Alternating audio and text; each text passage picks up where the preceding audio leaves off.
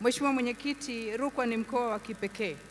Kuanzia kwenye nyasi za dhahabu, misitu ya miombo hadi pwani ndefu ya ziwa Tanganyika. Wanankasi wanajivunia rasilimali walionayo.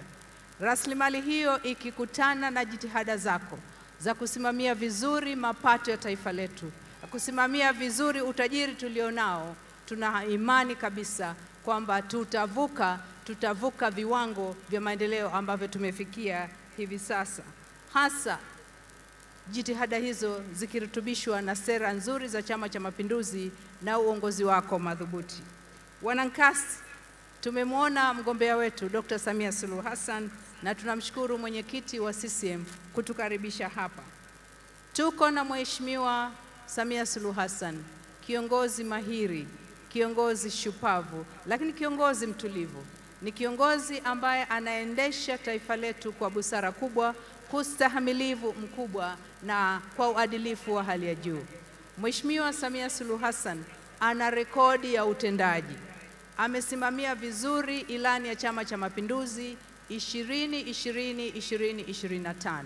Maendeleo tumeyaona na tumesikia hapa wote waliozungumza wakieleza jinsi ambavyo ilani ile imetekelezwa na kuleta mafanikio, na vile vile jinsi ambavyo tunakwenda kuona kazi nzuri zaidi, kubwa zaidi katika utekelezaji wa ilani 2025-2030.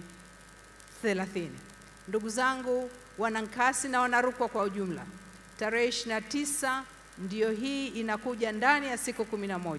Kwa hiyo tuungane wote kwa pamoja, tujitokeze kwa wingi, tujitokeze kwa utulivu, twende tukapige kura kumchagua Mheshimiwa Dr. Samia Suluhu Hassan, kuwachagua wabunge wote wanaosimama kwa tiketi ya Chama cha Mapinduzi na madiwani wote wanaosimama kwa tiketi ya Chama cha Mapinduzi.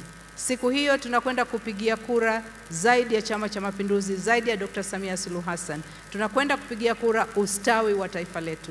Tunakwenda kupigia kura maendeleo stamilivu ya taifa letu. Kwa hivyo tujitokeze kwa wingi. CCM oye! CCM oye! Kazi na utu! Kazi na utu! Samia na utu! Samia ye! Samia ra! Samia ye! Samia ra!